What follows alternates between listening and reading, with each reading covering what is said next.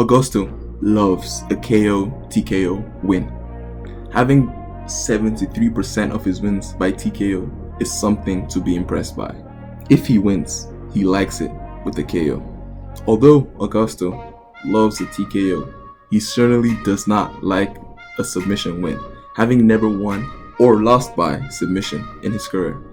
All losses coming by punches or ground and pound, and only lost once by decision out of the 5 times that he went there, showing that a decision battle might be in his favor. Looking at losses, Augusto lost his last 4 UFC fights, although he won his first 4. All his losses in the UFC have come by TKO/KO. 2 by ground and pound and 2 by normal punches. But be wary, Augusto is hungry to get back on track. Having taken a long layoff after his last fight, Augusto has been preparing differently this time around, hoping for a better result. Looking at his last fight, he lost by second round TKO and only had 2 strikes in the second round.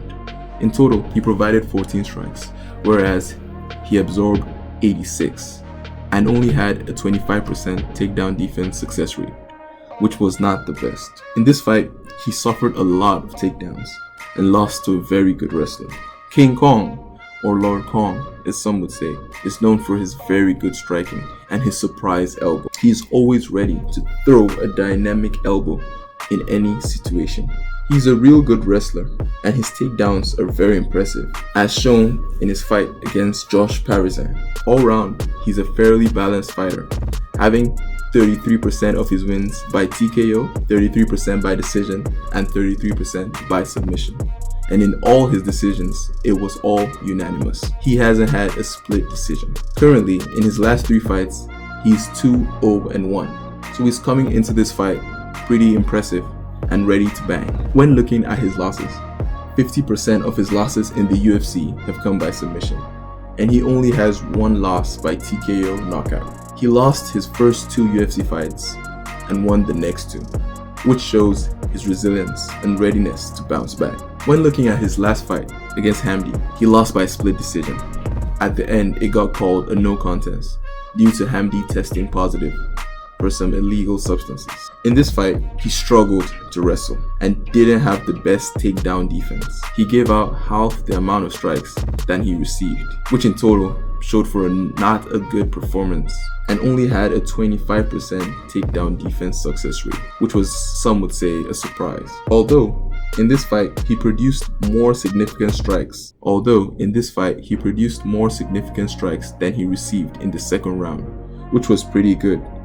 But he was taken down twice in the third and absorbed way more strikes then too. In total, he provided 54 strikes, whereas he absorbed 100. Taking a look at the record, Augusto is 15-5-1, whereas King Kong is 10-4. So Augusto is more experienced and definitely has seen more in the ring. Don't take that as an edge, as King Kong has been through a lot. King Kong boasts a 3-inch height advantage with a 4-inch reach advantage. Augusto has won 73% of his fights by KO, whereas King Kong has won 67% of his fights by KO.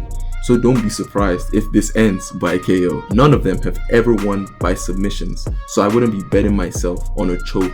Having looked at both of these fighters' takedown defense, I'd say they have a fairly equal success rate, with Augusto having 54% success and King Kong 57%. Whereas there's a disparity in their takedown accuracy, as Augusto has a 33% takedown success rate, whereas King Kong has a 53% takedown success rate.